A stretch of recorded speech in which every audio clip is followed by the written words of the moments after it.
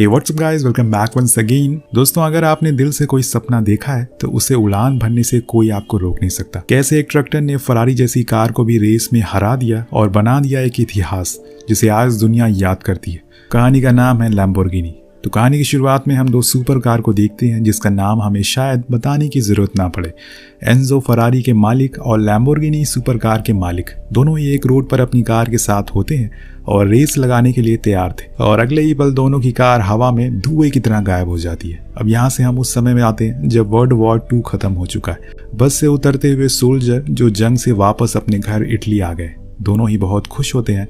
फ्लोरेंशियो Lamborghini और उसका दोस्त मैथ्यू दोनों कई साल से एक साथ हैं और अच्छे दोस्त भी हैं। फ्लोरेंशियो सबसे पहले अपनी गर्लफ्रेंड क्लेयर से मिलने के लिए जाता है जो उसे देखकर बहुत खुश होती है। उसके बाद वो अपने घर जाता है जहां उसका परिवार उसे देखकर बेहद ही खुश था, खासकर उसके डैड, क्योंकि उनका बेटा जंग से सही सलामत वापस लौट आया है। अब एक दिन जब वो अपने डैड के साथ उनके फार्म पर होता है तो वो उन्हें अपने सपने के बारे में बताता है कि वो एक ट्रैक्टर फैक्ट्री खोलना चाहता है। पर उसके डैड को ये बात सही नहीं लगती क्योंकि इसमें बहुत पैसे लगेंगे जो कि उनके पास नहीं है। लेकिन फ्लोरेंशियो के पास एक प्लान है। वो मैथ्यू के साथ एक कार रेस में हिस्सा लेगा और उसे जीत कर उसे पैसे मिलेंगे, और उसे जीत कर जो पैसे मिलेंगे उसकी मदद से वो अपना पहला ट्रैक्टर बनाएगा। फिर उसे बैंक वालों को दिखाकर कुछ लोन ले लेगा जिससे कि उनकी कंपनी शुरू हो जाएगी। पर उसके डैड को ये बात बिल्कुल भी पसंद नहीं आती और इसीलिए वो उसके मुंह पर बोल देते हैं कि तुम इसमें अपना पैसा, अपना वक्त, सब कुछ बर्बाद कर रहे हो। इससे अच्छा है कि आओ हमारे साथ फार्मिंग करो।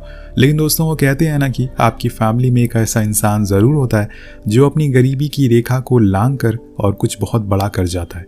फ्लोरेंशियो की भी यही सोच थी। वो अगले दिन एक बेकार सी कार को थोड़ा मॉडिफाइड करता है और उसे रेस में उतर जाता है। पर वहां पर जब उसकी नज़र मर्सिडीज और फरारीज की कार पर पड़ती है तो वो हैरान रह जाता है क्योंकि वो उनकी कार से बहुत ही बेहतर थी। लेकिन वो फिर भी हार नहीं मानता और रेस शुरू कर देता है। अब कुछ दूर तो वो तगड़ा कंपटीशन उन्हें देता है, लेकिन फिर इनकी कार का जुगाड़ू इंजन बोल जाता है और उसकी कार जाकर मर्सिडीज कार से टकरा जाती है। इसमें दोनों को ही चोट लगती है और ये रेस भी हार जाते हैं। फ्लोरेंशियो को कहीं ना कहीं अपना सपना बिखरता हुआ नजर आ रहा था क्योंकि अब उसके पास पैसे भी खत्म हो गए। जो कुछ भी उसने जमा किए थे वो सारे खर्च हो गए।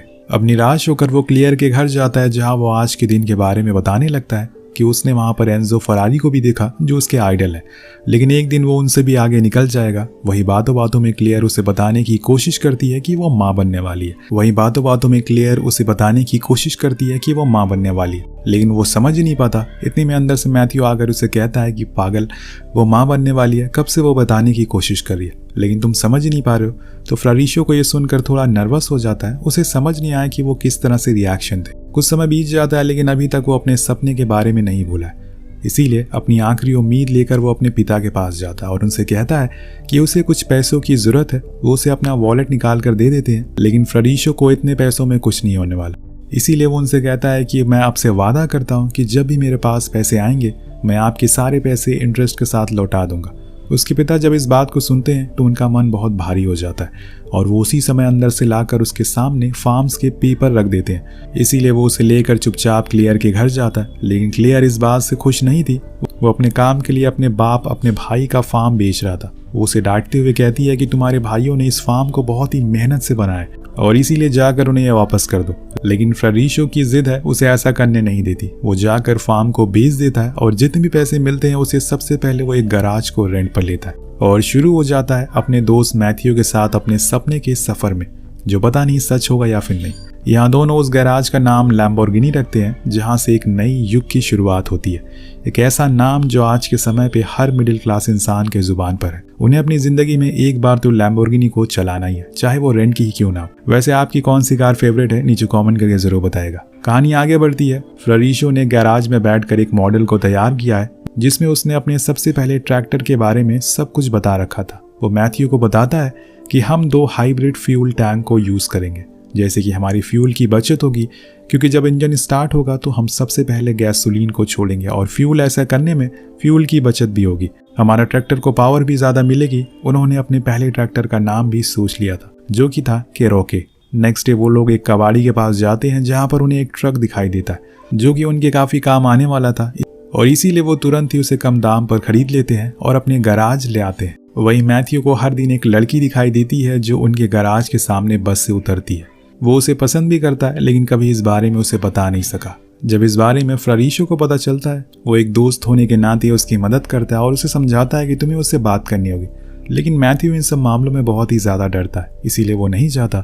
इधर जैसे जैसे दिन बीत रहे थे, दोनों ही उस पुराने ट्रक में अपने सारे ज़रूरत के सामान को निकालते रहते हैं। उन्हें एक अच्छे से डेंट पेंट कर देते हैं, क्योंकि ये दोनों उसी ट्रक को एकदम नए सिरे से बनाने जा रहे हैं। अब एक दिन जब ये अपने ट्रैक्टर पर काम करने के बाद कॉफ़ी पीने के लिए जाते हैं, तो वहाँ वही लड़की आती है जिसे मैथ्यू बहुत पसंद करता है। फ्लोरिशो उसे कहता है कि आज तुम्हें जाना होगा, वरना वो किसी और की हो जाएगी। पर आज भी वो डर ही रहा था, इसीलिए फ्लोरिशो उसकी जगह खुद जाकर उसे बात करता है, जहाँ वो लड़की अपना नाम अकीता बताती है। इसके बाद फ्लोरिशो लाकर उसे मैथ्यू से मिलवाता है, पर अभी भी वो बहुत डर रहा था, इसीलिए वो कहता है कि आओ तुम हमारे साथ कॉफ़ी को एंजॉय करो। लेकिन अकीता को स्कूल के लिए लेट हो रहा था, इसीलिए वो चली जाती है। उसके जाने के बाद मैथ्यू कहता है कि वो तुम्हें पसंद करती है, इसीलिए उसने तुमसे बात करी। तो फ्लोरिशो उसको जवाब देते हुए कहता है कि अगर तुम उसे जाकर बात करते तो वो तुम्हें भी पसंद करती, लेकिन तुम जाते ही नहीं हो।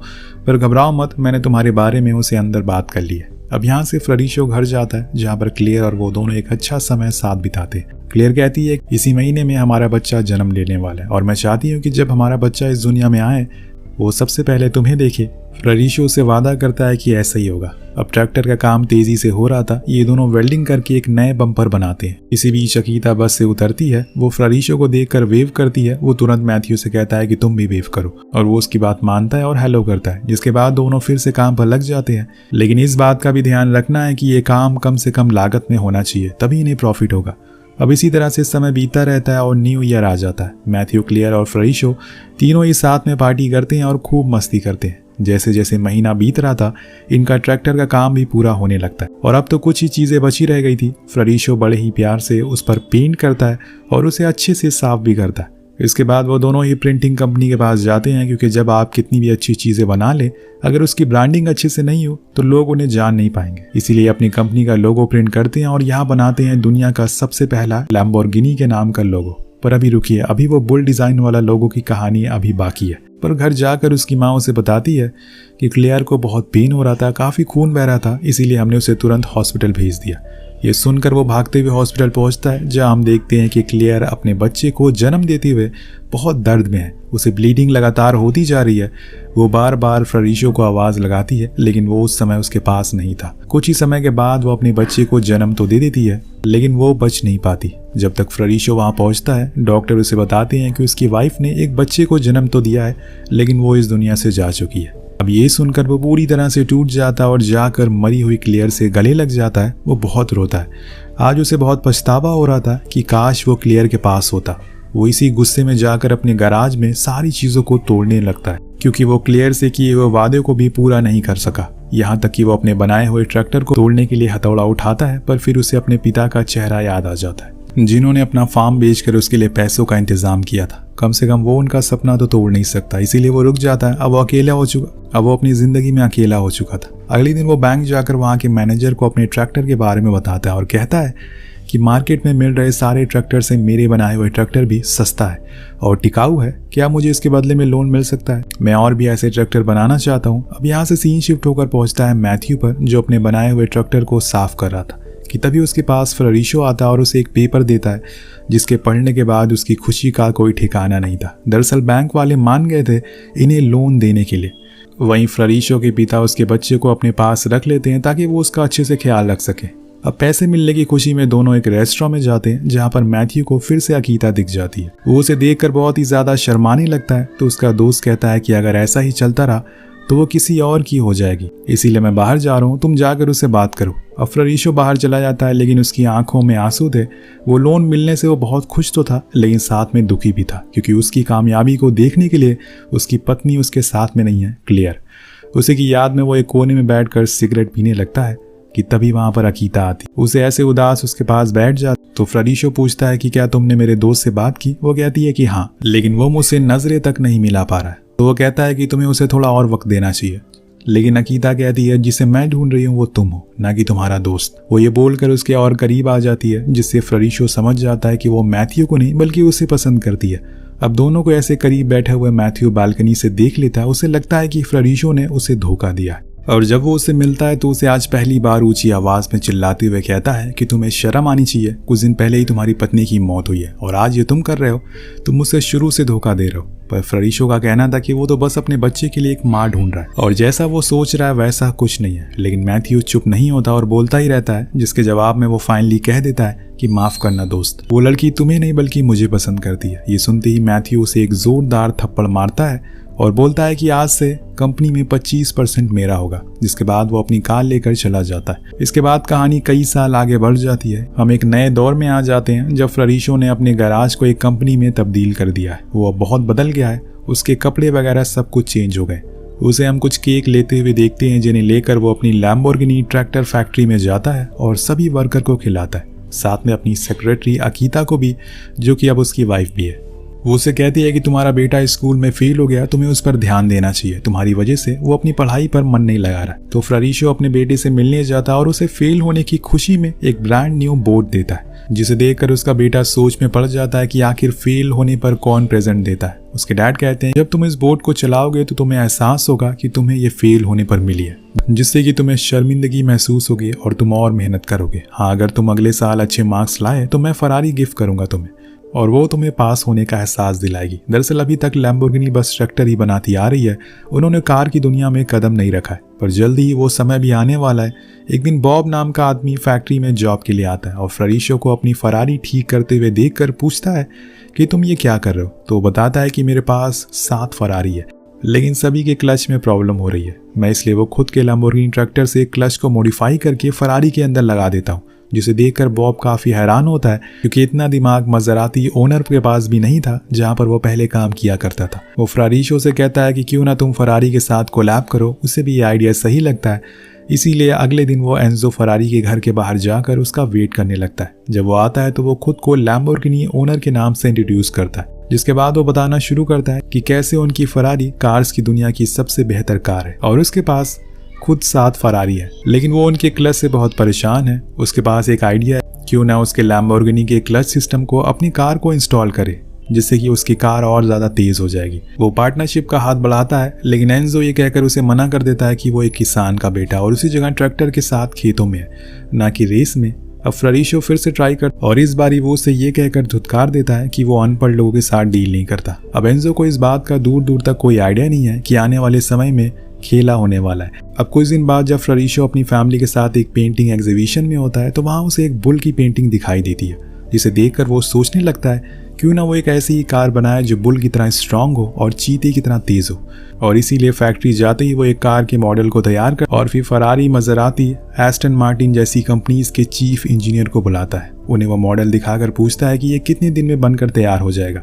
वो कहते हैं कि कम से कम 6 महीने, लेकिन इसके सारे पार्ट हमें बाहर से लाने होंगे क्योंकि जो आपने बताया वो यहाँ नहीं मिलते। अब वो मजबूर था क्योंकि उसने आने वाले जेनेवा GT प्रिक्स में अपनी कार को रेस में दौड़ाना था, जिसके लिए वो कुछ भी कर सकता है। घर आने पर जब इस बारे में वो अकीता को पता चलता है तो उन दोनों में फिर से बहस हो जाती है क्योंकि उसे उसका ये आइडिया पसंद नहीं था। उसका कहना था कि अगर वो इस चीज में फेल हो गया तो उसका सब कुछ बर्बाद हो जाएगा, वो कंगाल हो जाएगा, वो लोग रोड पर आ जाएंगे। लेकिन फ्लरिशो उस पर चिल्लाते हुए कहता है कि मैं और लोगों की तरह नॉर्मल नहीं हूँ, मुझे सबसे आगे निकलना है, चाहे इसके लिए कुछ भी क्यों ना करना पड़े। पर अकीता उसकी बातों से कतई सहमत नहीं थी क्योंकि उनका पहले से ही ट्रैक्टर और एयर कंडीशनर का काम अच्छा चल रहा था। फिर ये क्यों, उसे अपने लोगों की जरा भी फिक्र नहीं थी और इसीलिए वो खुद ही कंपनी की सेक्रेटरी से रिजाइन दे देती है और चली जाती है। लेकिन आपको तो पता ही है कि फ्लरिशो जिद्दी आदमी है, उसने जो एक बार सोच लिया वो उसे करके रहेगा, भले ही उसमें फेल ही क्यों ना हो जाए। कुछ महीने के बाद सारे पार्ट को मंगा लिया जाता और एक बंदे ने आउटर एरिया का डिजाइन भी बना लिया था,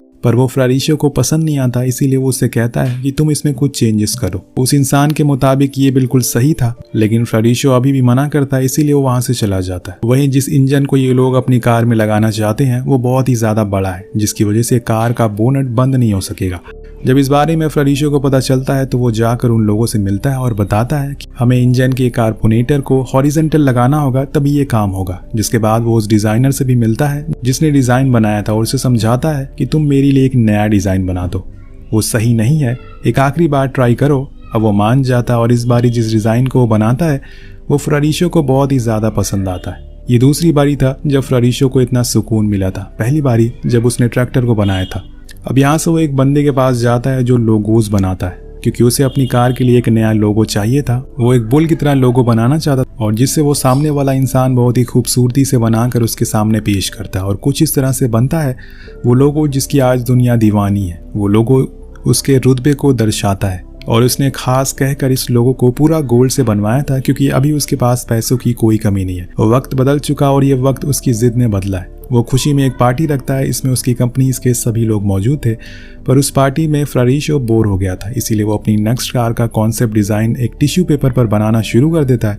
इसी दौरान वहाँ एक लेडी आती है जिसका नाम होता है जेनेलिया। वो उसके साथ फ्लर्ट करना शुरू कर देती है। फ्लोरिशो भी उसके सवालों का जवाब देने लगता है और ये चीज़ उसकी बीवी अकीता देख लेती है। उन दोनों के रिश्तों में पहले ये खटास थी और अब उसमें जेनेलिया ने आकर पूरी कर दी। वो उसे कहती है कि तुमने हमेशा खुद की सुनी है, अपने परिवार की नहीं। तुम्हें अपने परिवार की कभी कोई नीड ही नहीं थी, पर अब बहुत हुआ। वो उसे उसी के सामने डिवोर्स दे देती है और टोनी को लेकर वहां से चली जाती है। एक बार फिर वो अकेले पड़ चुका था, लेकिन इस बार वो रुकने वाला नहीं था। कुछ दिन बाद लैम्बोर्गिनी की पहली टेस्ट ड्राइव होती है जो कि बहुत ही सबको पसंद आती है।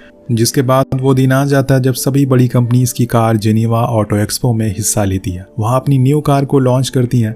फ्लोरिशो भी अपनी कार के साथ वहाँ मौजूद था। वो जेनेलिया के हाथ से एंजो को एक पेपर जाकर देने को कहता है जिसमें वो बहुत बुरी तरह से उसकी कंपनी की बेइज्जत करता है। और इधर जब पर्दा हटता है तो सभी के होश उड़ जाते हैं। लैम्बोर्गिनी को देखकर फ्लोरिशो फरारी के ऊपर एक और टॉन्ट मारते हुए कहता है कि अगर तुम्हें अमीर दिखना है तो तुम्हें फरारी लेनी चाहिए, लेकिन अगर तुम सच में अमीर हो तो तुम्हें लैम्बोर्गिनी खरीदनी चाहिए। ये सुनकर एंजो को बहुत गुस्सा आता है, पर वो कुछ कहता नहीं। हम उस समय को देखते हैं जब पेट्रोल के प्राइस बहुत ही ज्यादा बढ़ गए थे, जिस वजह से लैम्बोर्गिनी बर्बाद होने लगती है। फ्लोरिशो टीवी में देखता है कि उसे पता चलता है कि उसके वर्कर ने स्ट्राइक कर दिया है क्योंकि उन्हें टाइम से सैलरी नहीं मिली है। उसे कुछ समझ नहीं आता कि वो क्या करे, इसीलिए वो टोनी से मिलने के लिए जाता है जिससे कि अब बच्चे भी हो गए हैं। वो उसे बताता है कि अब इस कंपनी को बेच रहा है जिसमें 50% मैं तुम्हें दूंगा और आधा अपने भाइयों को जिनका फार्म बेचकर मैंने ये सब बनाए। पर टोनी कुछ नहीं कहता और उसे अकेला छोड़कर चला जाता है। अब 2 महीने बीत जाते हैं, सब कुछ नॉर्मल हो चुका था। पेट्रोल की प्राइस अब फिर से लो हो गए थे। अब फ्लोरिशो ने अपनी नेक्स्ट कार बना ली है, उसके गैराज में खड़ी है और वो उसमें बैठकर एक लॉन्ग ड्राइव के लिए निकल जाता है। यहाँ पर हम उसी सीन को देखते हैं जो कहानी की शुरुआत में देखा था। फरारी और लैम्बो दोनों के ओनर थे, वो रेस लगाते हैं, पर इस बारी फ्लोरिशो कार को आगे नहीं बढ़ाता। अब हमें कुछ साल बाद का सीन दिखाया जाता है। उसने अपना फार्म वापस खरीद लिया है, वो अब उसमें अंगूर की खेती कर रहा है। वहाँ खड़े होकर बहुत ही इमोशनल हो जाता है क्योंकि कामयाबी के रास्ते पर चलते चलते वो आज एकदम अकेला हो गया। उसने अपनी जिंदगी में बहुत सारे लोगों को खो दिया है जो एक समय पर उसके साथ थे, उसके करीब थे। उसका परिवार, उसकी बीवी बच्चे, उसका भाई, उसका दोस्त, सब उससे दूर हो गए। उसने दुनिया की सबसे खूबसूरत कार तो बना ली, लेकिन उस 2 सीटर में वो अकेला बैठा है। यहाँ हमें बताया जाता है कि लैम्बोर्गिनी मूरा उस समय की सबसे खूबसूरत कार मानी गई जिसकी सेल ने आसमान छू लिया और वहीं से लैम्बोर्गिनी ने कार की दुनिया में कदम रखा, जिसके बाद अब फरारी के साथ उसका भी नाम लिस्ट में आना शुरू हो गया। इसी के साथ इस कहानी का यहीं पर अंत हो जाता है। वेल, अगर आपने भी कोई सपना देखा है तो उसे पूरा करने की जिद होनी चाहिए, ना कि उसे छोड़ने के बहाने। सो दोस्तों, मिलते हैं अगली वीडियो में। Peace out.